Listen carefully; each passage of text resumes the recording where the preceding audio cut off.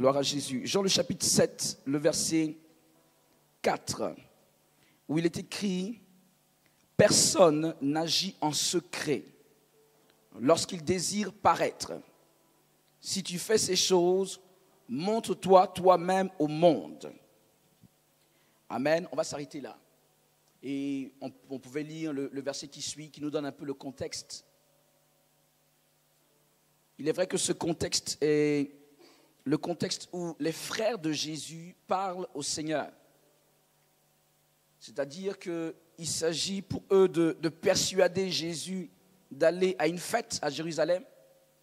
Et Jésus, dans un premier temps, dit « Je ne vais pas avec vous ». Amen.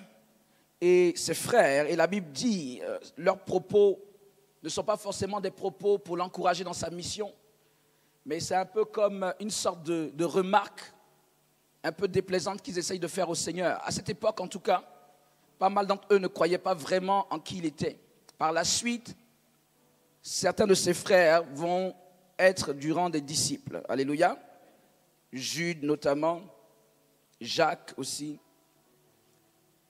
Mais à cette époque, tout le monde partait à la fête et il dit « Moi, je n'y vais pas ». Et ils vont dire cette parole à Jésus qui, même si elle est dans un certain contexte, elle est malgré tout vraie. Ils vont lui dire « Personne n'agit en secret lorsqu'il désire paraître, lorsqu'il désire, on va dire, se manifester, lorsqu'il désire impacter. Si tu fais ces choses, montre-toi toi-même au monde. » Je disais que cette parole, quoi qu'elle soit dans un contexte un peu pas très bien, elle était malgré tout vraie. Et d'ailleurs, le Seigneur Jésus va aller à cette fête. Amen. Parce que cela était véritable. Aujourd'hui, je voudrais vous parler de se positionner pour impacter. Alléluia. On va parler en quelques minutes de se positionner pour impacter. Et partant donc de ce verset, il est clair que, enfants de Dieu, si nous avons un message à porter, ou si nous avons même une mission de la part de Dieu, un mandat, nous ne pouvons pas rester dans l'anonymat. Nous ne pouvons pas rester invisibles. Comment vas-tu rester invisible tout en voulant impacter le monde? Est-ce que quelqu'un ici veut impacter le monde? C'est vrai que cette question peut te poser problème. Quelqu'un veut-il impacter le monde? Alléluia. Mais si j'ajoute pour Jésus, quelqu'un veut-il impacter le monde? Parce que si tu ne veux pas impacter le monde pour Jésus, là, il y a un problème. Il a dit, vous êtes la lumière du monde. Alléluia. Vous êtes la lumière du monde. Vous êtes le sel de la terre. La lumière au milieu des ténèbres ne peut pas être cachée. Amen. Une lumière au milieu des ténèbres sera forcément visible. La lumière est faite pour éclairer ceux qui sont dans les ténèbres. Ils ont besoin de cette lumière pour venir à cette lumière et avoir leur vie transformée. Amen. Vous savez, nous avons un problème.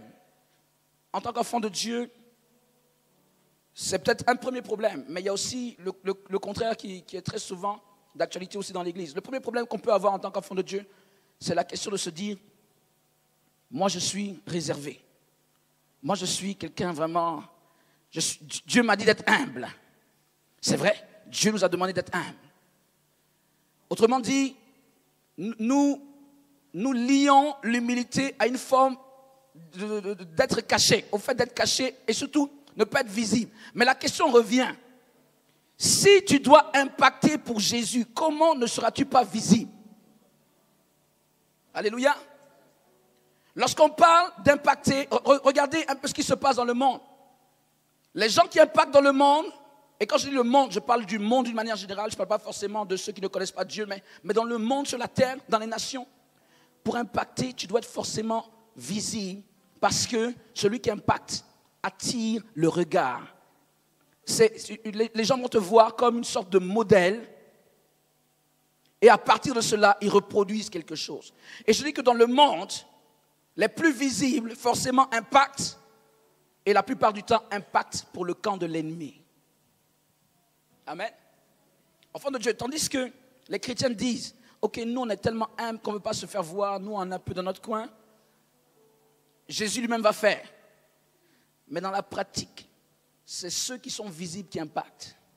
Parce que ce qui est élevé attire l'attention. Quelqu'un me comprend? Lorsqu'on est tous, vous voyez, c'est un peu comme moi, je suis sur cette plateforme, vous me regardez tous. Simplement parce que je suis en élévation par rapport à vous. Si j'étais un peu au même niveau que vous, peut-être qu'il y aurait un peu plus de difficultés. Celui qui est un tant soit peu élevé en quelque chose, quel que soit le domaine, si tu es un peu élevé au-dessus de tout le monde, tu attireras l'attention de tout le monde. Mais le problème, c'est qu'en attirant l'attention, quel message nous véhiculons?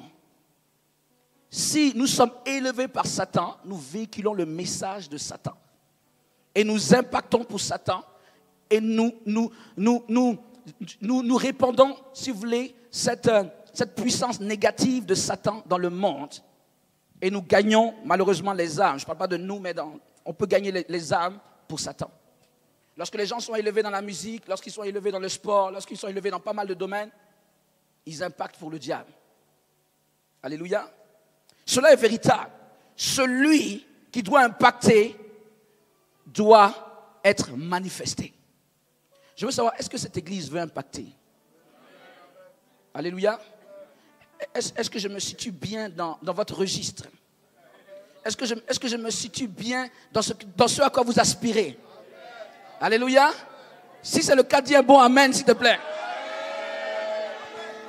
Alléluia. Parce que le Seigneur ne m'envoie pas en vain ici. Le Seigneur ne m'envoie pas en vain ici. Il m'envoie te parler. Il m'envoie pour te montrer un chemin. Il m'envoie pour prier pour toi, pour te communiquer quelque chose.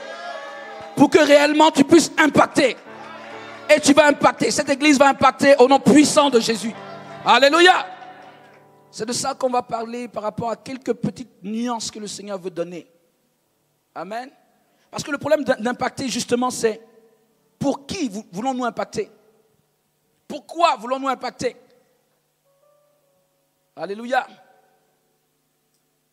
Donc je disais que l'un des problèmes, le premier, nous les chrétiens, c'est qu'on se dit, il faut vivre justement dans le secret. Bien-aimé, laisse-moi te dire qu'il y a un temps pour toutes choses.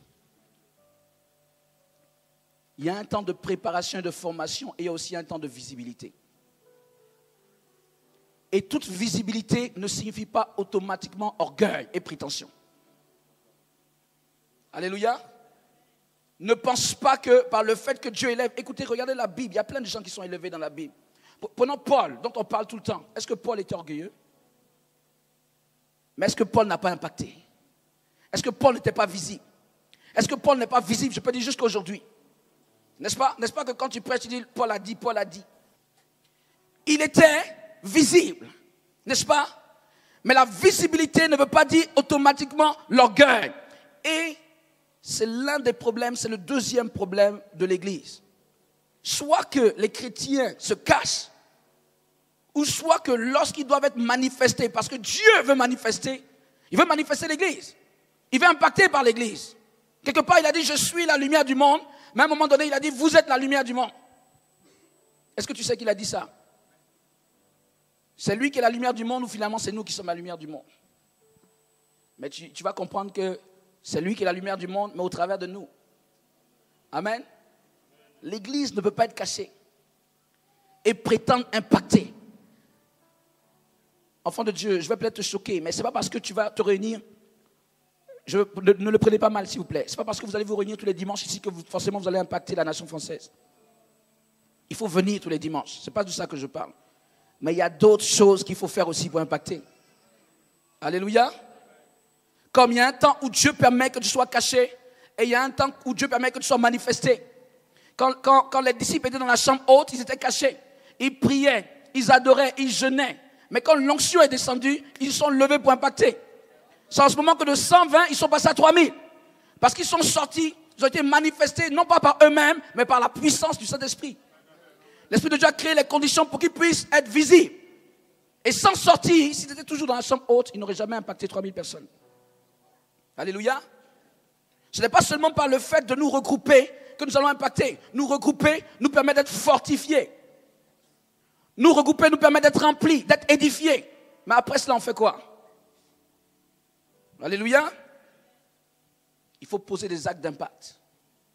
Et je disais que le deuxième problème, à part le fait qu'on se cache, c'est que lorsque on est manifesté, le deuxième problème dans l'église, c'est qu'on pense qu'on est manifesté pour nous-mêmes. Alléluia. On ne comprend pas ce qu'on appelle le fait que Dieu me rende visible. Beaucoup de chrétiens ne comprennent pas cela. À un moment donné, lorsque Dieu les rend visibles, ils ne se rendent pas compte, mais ils commencent à attirer la gloire de Dieu à eux-mêmes. Ils pensent que la finalité de la visibilité que Dieu leur donne, c'est eux-mêmes. Alléluia. Et quelque part, ils pervertissent ce que Dieu veut faire. Est-ce que quelqu'un me comprend?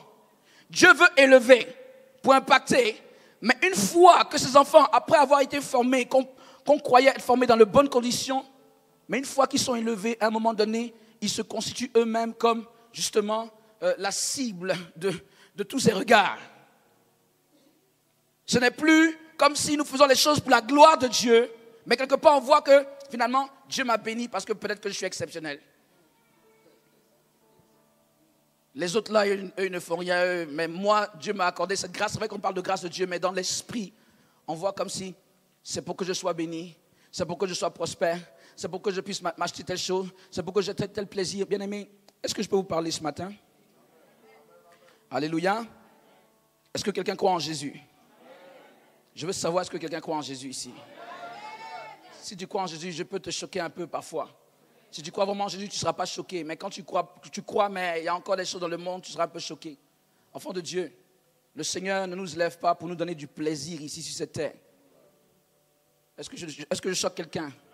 Écoutez, le plaisir, il y a le royaume des cieux pour ça. Est-ce que quelqu'un croit au royaume des cieux? Est-ce que tu crois que le bien-être du ciel, le moindre des bien-être du ciel, vaut plus que tous les plaisirs de cette terre? Écoutez, Dieu est celui qui a créé les bonnes choses. Mais il n'a jamais dit de voir les bonnes choses de cette terre comme la finalité de tout ce qu'il fait pour nous. Alléluia. Les bonnes choses ne sont pas la finalité. Les bonnes choses, c'est de comprendre que Dieu bénit. Mais pourquoi? Ce n'est pas la finalité. Dieu m'a béni, j'ai acheté ceci, j'ai acheté cela. C'est dans quel but? Dieu te bénit pour que tu puisses le servir dans les meilleures conditions. Pour que tu puisses impacter pour lui. Pour que les âmes soient sauvées. Si nous perdons ce focus, nous avons tout perdu. Et nous sommes rentrés dans ce qu'on appelle la séduction. Amen.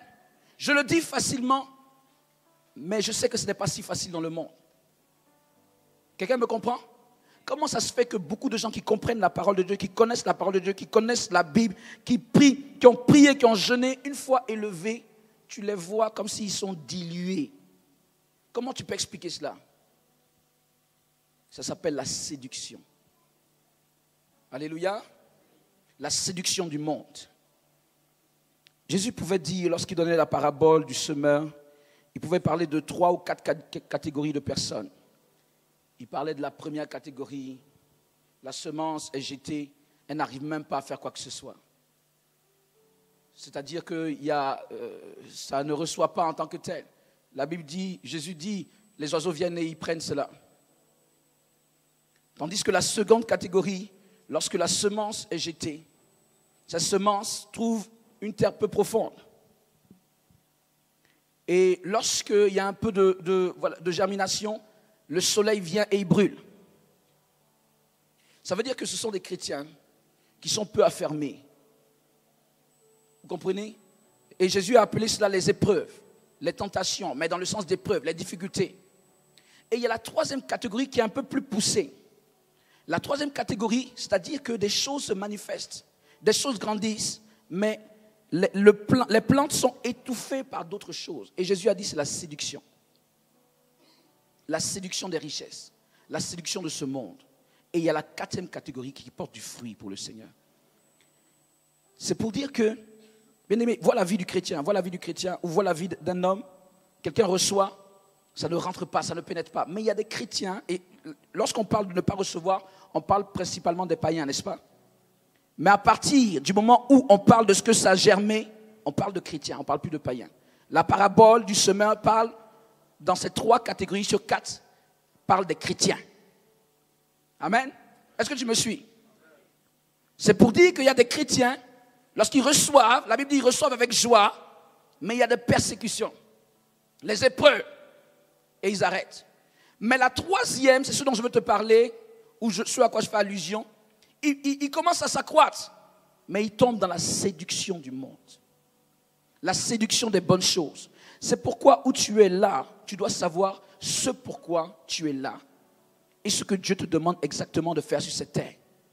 Si ton focus n'est pas clair, non seulement le Seigneur aura des problèmes pour t'élever, parce que s'il t'élève, tu risques d'être séduit, tu risques d'être déformé, tu risques d'aller dans d'autres choses. Amen. Qui est celui qui va recevoir, je ne sais pas moi, des milliers d'euros, des millions d'euros? Est-ce que c'est sûr que tu vas rester dans ce même jeûne et prière que tu avais jusqu'à présent? Alléluia. Amen. Peut-être que tu jeûnes et tu pries parce qu'il y a tellement de difficultés. Les démons t'attaquent, etc. Mais supposons que toute chose commence à aller. Je le dis, c'est facile à le dire. Quelqu'un va dire, non, moi je vais tenir le coup. Mais bien aimé, regardons un peu les statistiques si on veut voir. Beaucoup ont été élevés par Dieu et ne sont pas restés fermes. On est toujours surpris des scandales. On dit, mais attends, c'est pas possible. C'est celui-même qui m'a prêché l'évangile, c'est celui-même qui m'a baptisé, c'est celui-même qui m'a fait ceci. Amen. Je veux parler à cette église. Et dire à cette église que si elle veut l'élévation en Christ et pour Christ, elle doit quand même veiller à s'assurer que ses bases sont fortes. À savoir pourquoi est-ce qu'on veut l'élévation. Nous voulons l'élévation pas pour nous. Ce n'est pas pour dire qu'on est la plus grande église ici à Montargis ou bien dans l'environ, ou bien de France. Bien aimé, ce n'est jamais la finalité de Dieu que tu dises on est la plus grande église. La finalité de Dieu, c'est que les âmes soient sauvées. Alléluia. C'est que le monde soit impacté pour Jésus. Ce n'est même pas la finalité que tout le monde vienne dans ton église. Alléluia. Ce n'est pas la finalité de Dieu. Parce que dès le moment où tu commences à avoir ce genre de motif, il va avoir quoi? La prétention, il va avoir l'orgueil, il va avoir la jalousie. Qu'est-ce que j'appelle la jalousie? Si tu veux être la plus grande église, tu vas forcément aller regarder une église à côté. Attends, eux, ils ont combien de fidèles là? Bon, non, ça ne peut pas aller. Nous aussi, on va voir ceci. Eux, ils ont fait quoi? Nous aussi, on va faire ça. Est-ce que c'est le but de Dieu, ça? Alléluia. Quelqu'un me suit-il? Amen. Jésus veut nous élever. Mais il faut que nous ayons les bons motifs. Parce que le problème étant élevé, je l'ai dit au début, nous attirons l'attention de tout le monde. Nous attirons l'attention des chrétiens, mais nous attirons aussi l'attention des païens. Une fois que tu es élevé, tu attires l'attention de tout le monde. Et si c'est pour salir le nom de Jésus, nous faisons quoi? Mieux vaut être bas. Mieux vaut être bas. Mieux vaut être bas et pas visible. Excusez-moi, je vais dire un peu quelque chose qui va un peu vous surprendre. Si tu veux, mieux vaut être bas et pas visible et faire certaines choses, parfois qui ne sont pas bien, que d'être élevé, visible et de faire les mêmes choses. Naturellement, il n'est pas bon de faire certaines choses en Christ, n'est-ce pas? Certaines choses qui ne sont pas de Dieu. Mais l'impact est moindre. Je ne sais pas si quelqu'un me comprend. Si un chrétien dans une église pêche, c'est différent de ce que celui qui a la tête qui pêche. Amen? Enfin, l'impact est différent. Ce n'est pas que le péché en lui-même est différent, mais l'impact est différent. Parce que quelqu'un est visible. Parce que beaucoup de personnes ont l'attention sur quelqu'un. Et donc, enfant de Dieu, s'il te plaît, le Seigneur veut regarder à nos motifs. Alléluia. Si je te parle de cela ce matin, c'est parce que Dieu veut vous élever. Ah, je n'ai pas entendu ton amen. Ou bien quelqu'un ne veut pas l'élévation ici?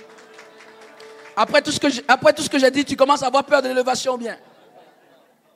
Dieu veut vous élever. Pour que vous impactiez. Et je sais que vous avez commencé à impacter, mais il veut vous élever encore plus.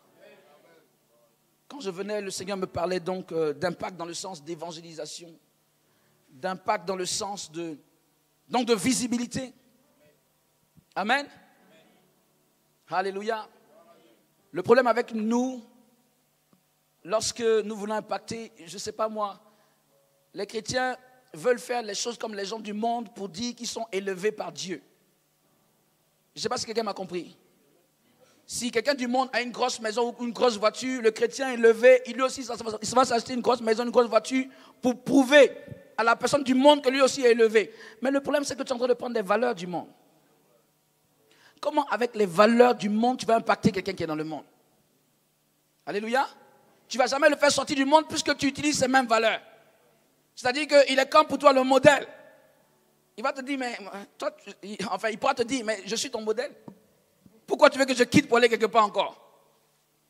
Alléluia. Quand Dieu nous élève, c'est pour que nous marchions avec la culture de Jésus. L'humilité, les valeurs de Jésus. Que nous soyons visibles et que nous transmettions, que ce soit en politique, que ce soit dans le monde des affaires, dans n'importe quel domaine, dans le monde universitaire, scientifique, etc. Que ce soit avec la culture de Jésus que nous allons. Il n'est pas question de nous dénaturer pour prouver quoi que ce soit à qui que ce soit. Il faut rester ferme dans les valeurs de Jésus.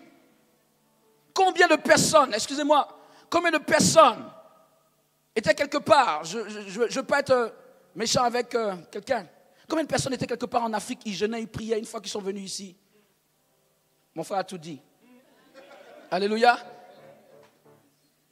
Alléluia. Amen. Pourquoi le Seigneur t'a emmené ici? Excuse-moi. Ce n'est pas pour copier, tout simplement. Certes, s'il y a des bonnes choses à copier, s'il y a des bonnes choses, et il doit en avoir, copie les bonnes choses. Mais s'il t'a emmené ici, c'est pour aussi impacter. Parce que ça veut dire que toi, dans ton comportement, dans ton attitude, il y a de bonnes choses. La manière que tu jeûnais, tu priais, tu t'es consacré à Dieu, tu dois envoyer cela ici, pour impacter. Mais ce n'est pas une question de dire non, ici ils sont arrivés à un certain niveau, ils ne connaissent même pas Dieu, mais non. Donc moi-même, je fais quand même mon histoire de Dieu. Je ne sais pas si quelqu'un me comprend. Il arrive. Waouh! Mais nous, on prie trop. C'est plus la peine de prier comme ça. On va prendre les raccourcis. Ce qu'il faut savoir, c'est qu'à une époque ici, les gens priaient aussi. Tu as entendu ce que j'ai dit? Il y a 50 ans, les gens étaient beaucoup plus religieux. Même si on peut dire beaucoup de choses sur la religion, mais ils étaient beaucoup plus moraux, beaucoup plus religieux. Ça veut dire qu'il y avait quand même cette quête, cette aspiration de Dieu, cette recherche de Dieu qu'aujourd'hui. C'est comme la nuit et le jour. Alléluia. J'ai dit que je vais vous parler de se positionner, de bien se positionner pour impacter. La position est vraiment importante. Je voudrais qu'on prenne un peu l'exemple de David. Alléluia. Qu'on prenne un peu l'exemple de David. Il faut comprendre qu'une parole avait été annoncée sur David, comme quoi il allait devenir le chef d'Israël. Amen. David n'était, comme tu le sais, qu'un berger.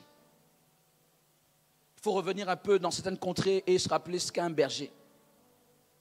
Le berger n'est vraiment pas le plus élevé de la société.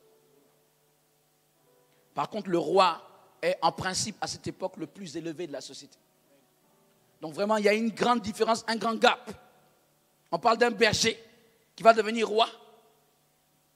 Une parole a été annoncée sur lui. Et comme nous savons que Dieu peut tout faire, nous pouvons y croire, et certainement que David y croyait. Mais il y a dû avoir des événements pour que David arrive à cette position de roi. Et je peux dire qu'il y a eu 2 événements majeurs. C'est pourquoi je parle aussi de se positionner. Avoir un appel, comme cette église, ou quelqu'un dans cette église a un appel d'impacter cette nation, impacter cet endroit, cette nation, même les nations.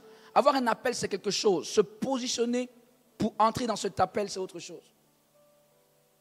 Alléluia. Ce n'est pas simplement de dire, Dieu m'a montré que, Dieu m'a parlé, j'ai eu telle vision. Même si ce sont des visions de Dieu, il y a encore un positionnement. Alléluia. C'est pourquoi j'ai voulu te parler d'abord de pourquoi est-ce qu'on se positionne et ce qu'il ne faut pas faire.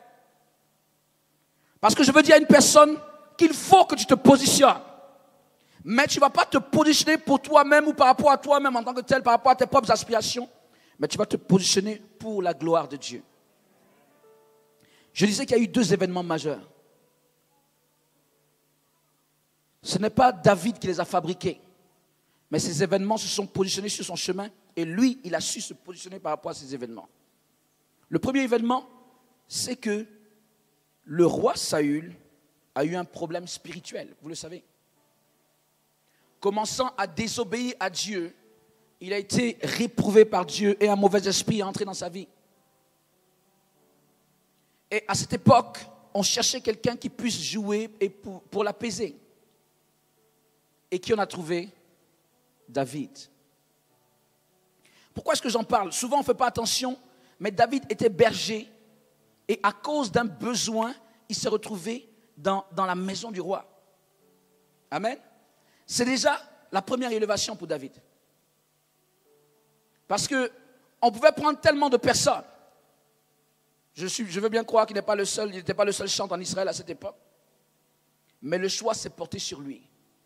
Et ce que je veux dire, c'est qu'il a su répondre. Il y avait un besoin, on cherchait quelqu'un, et il a su dire, ok, je serai cette personne-là, par rapport à ce besoin. Et déjà, c'est une élévation. Alléluia. Imagine-toi, tu es là, et puis on dit, il y a un besoin chez le président de la République. Tu ne vas pas me dire que ce n'est pas une élévation? Amen. À la présidence de la République. Un berger, il a su répondre à ce besoin. Le deuxième événement, vous le connaissez, c'est l'événement lorsque il y a eu ce défi de la part de Goliath. Il y avait le besoin de qui va pouvoir riposter à ce géant. David s'est positionné comme la personne qui allait riposter à ce géant. Vous savez tout comme moi qu'après avoir vaincu Goliath, il est devenu, parce que cela avait été une promesse, il est devenu le gendre du roi. Donc lui, qui une première fois était déjà rentré dans la maison royale, il faut savoir que sa destination c'était quand même la maison royale, n'est-ce pas? Dieu a dit, tu vas devenir roi. Mais le premier événement déjà, il rentre dans la maison du roi pour jouer, alors que peut-être qu'il n'y pensait même pas, mais c'est le premier positionnement par rapport à la gloire que Dieu a prévue pour lui. Amen. Mais dans le deuxième événement, cela va se manifester encore plus concrètement parce qu'il va devenir le gendre du roi et il va devenir même le chef des armées.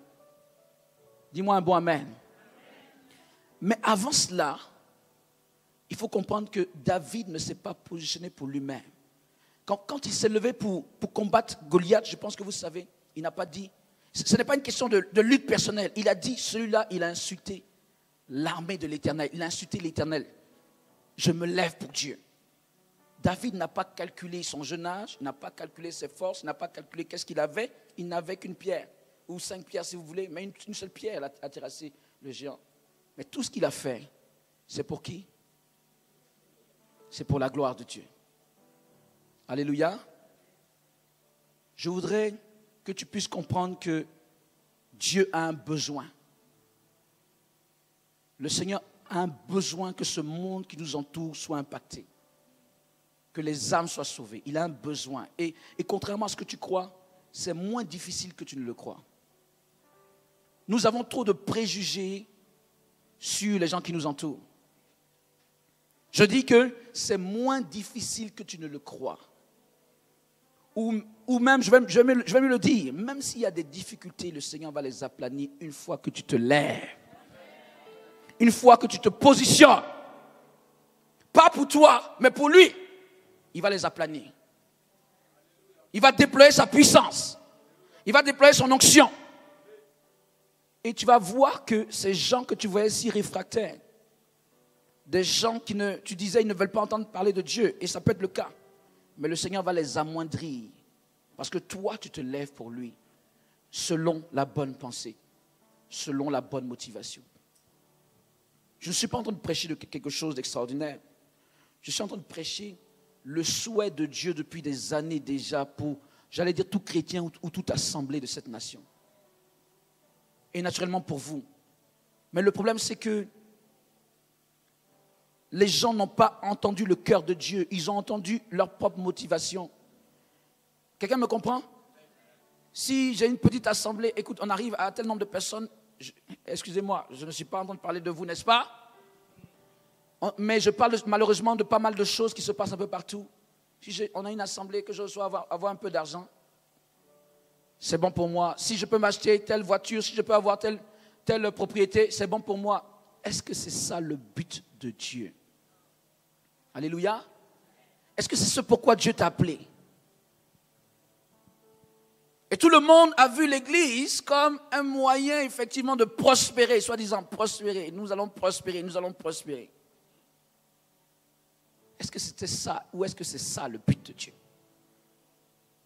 La volonté suprême de Dieu, la Bible nous dit, c'est que tous les hommes soient sauvés. Est-ce que tu peux te positionner par rapport au souhait premier de Dieu, principal de Dieu? Alléluia. Te positionner vraiment ici. Poser des actes pour impacter. Tu vas rechercher être visible, mais pas pour ta propre image, pour toi-même, pour ton ego. Je suis le meilleur de ceci, je suis le plus beau de ceci. Ce n'est pas de ça qu'on parle. Qu'est-ce que tu ne vas pas laisser sur cette terre pour partir? Tu penses que c'est ça la finalité de Jésus pour toi? Mais si c'est la finalité, les gens du monde y étaient déjà arrivés. Ils sont déjà visibles. Ils sont déjà les plus beaux dans quelque chose. Ils ont déjà plein de vêtements, plein de ceci. Alléluia. Si c'était ça la finalité de Jésus, est-ce que quelqu'un peut entendre le cœur de Dieu ce matin? Par rapport à ce à quoi il nous demande de rentrer, de nous lever, de nous positionner et d'impacter. Est-ce que vous pensez que Dieu ne peut pas élever? Alléluia. Mais toutefois que tu prends des mauvais motifs, et c'est ce pourquoi nous devons sonder nos cœurs. Toutefois que tu prends de mauvais motifs, tu limites ta croissance et ton élévation. Je ne sais pas si quelqu'un me comprend. Nous avons commencé avec des motifs purs, nous avons commencé avec des motifs authentiques, nous avons commencé avec l'humilité. Mais une fois que Dieu nous élevait, l'orgueil et la prétention ont commencé à venir. Excusez-moi, nous ne sommes que des serviteurs inutiles. Alléluia. Je disais quelque part, ce que je dis, parfois je le dis ailleurs, donc ce n'est pas un message pour dire que c'est adressé spécifiquement à cette église, non. Mais, bien-aimés, qu'est-ce qui nous distingue? Regardez-nous, hommes de Dieu, finalement, qu'est-ce qui nous distingue de tout le monde? Si on veut bien regarder, rien du tout. Juste une grâce. Dis avec moi, grâce. Que Dieu a posée sur nous. Et qu'il peut retirer à n'importe quel moment. Mais à part cette grâce, qu'est-ce qui nous diffère? Alléluia. Nous ne pouvons pas prendre la grâce de Dieu pour nous en vanter. Parce que quand on se vante, c'est comme si ça venait de nous. Comme si nous en étions les auteurs. C'est la grâce de Dieu. Alléluia. Et il peut retirer cette grâce à n'importe quel moment. Tu ne peux pas t'en vanter, tu ne peux pas jouer au prétentieux. Amen. Est-ce que tu auras une place spéciale au ciel, plus que quelqu'un? Alléluia. On peut être surpris de se rendre compte que des gens qu'on a rabaissés seront devant nous là-bas. Amen. Ceux qui sont assis sur les trônes là-bas, tandis que toi tu es à terre. Alléluia. C'est une grâce. Utilise la position et la grâce que Dieu t'a donnée pour faire son travail, d'impacter encore plus. Dis avec moi, c'est une grâce. Aujourd'hui, le Seigneur me charge donc de vous traduire cela. Il vous appelle à de grandes choses. Et déjà, quand on voit, on sait que le Seigneur vous appelle à de grandes choses. Mais tout le problème est la motivation. Vous calez bien cela et l'impact va être comme il le veut. Et il ne va cesser de vous élever. Je vais entendre ton amen, oui, à cela. Il ne va cesser. Je demande, est-ce que Dieu peut élever quelqu'un? Oui, Dieu peut élever au-dessus des chefs d'État et au-dessus de tout ce qu'on voit. Il peut, c'est lui qui élève, c'est lui. Mais très souvent, c'est nous qui freinons l'élévation qu'il veut. C'est tout, c'est nous. Sinon, ce n'est pas lui. Il peut nous élever extraordinairement. Mais il ne veut pas qu'on lui prenne sa gloire. Il ne veut pas qu'on lutte avec lui sa propre gloire. Il ne veut pas qu'on se constitue en finalité de quoi que ce soit. Alléluia. Quelqu'un a-t-il perçu ce message ce matin?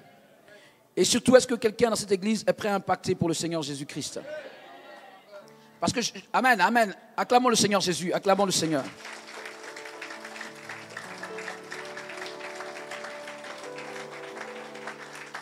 Je vais vous dire quelque chose pour terminer, certainement commencer à faire quelques prières. C'est qu'avant tout ça, David, lorsqu'on revient à David, et c'est le cas de tous ces hommes bibliques, David avait reçu quelque chose. L'élévation, quoique, j'ai dit qu'on parle de se positionner, l'élévation n'est pas simplement venue par le positionnement de David. David avait reçu depuis plusieurs années auparavant, il avait reçu ce qu'on appelle une onction. Alléluia. Il avait reçu la promesse et une onction. Et aujourd'hui, lorsque je suis en train de terminer mon propos, c'est pour prier, pour recevoir cette onction que je suis là. Amen. Une onction d'impact. Une onction d'élévation pour la cause de Jésus. Bien-aimés, Dieu ne nous a pas demandé. Vous savez, le terme ministre de Dieu, je peux dire que c'est un terme biblique, mais parfois on l'exagère. Ministre de Dieu, on voit cela comme les ministres du monde. Ministre de Dieu, ministre ou ministère, c'est pour dire exercer quelque chose de la part du Seigneur. Amen. Ce n'est pas du genre, je ne sais pas moi, je dois forcément voyager en jet privé. Ce n'est pas de ça qu'on parle. Amen. Le monde nous regarde. Le monde peut être impacté soit positivement ou soit négativement par nous. Est-ce que vous savez ça? Il faut souvent se poser la question, mes actes, est-ce que ça favorise l'évangile ou bien ça défavorise? Alléluia. Les gens me regardent. Est-ce que mes actes favorisent l'évangile ou défavorisent l'évangile? Alors je suis là ce matin par rapport à cette onction, dans le sens que nous allons prier tous ensemble. Et que quelqu'un va recevoir une onction d'impact. Mais rappelle-toi, ce n'est pas pour toi-même qu'on parle d'impact. Ce n'est pas pour que tu prétendes que tu es mieux ou meilleur que qui que ce soit. Tu seras le symbole de Jésus sur cette terre. Il veut se servir de toi. Il veut se servir de toi comme une image. Parce que les hommes ne le voient pas, mais au travers de toi, ils vont le voir. Est-ce que je parle à quelqu'un? Au travers de toi, ils vont voir le Seigneur.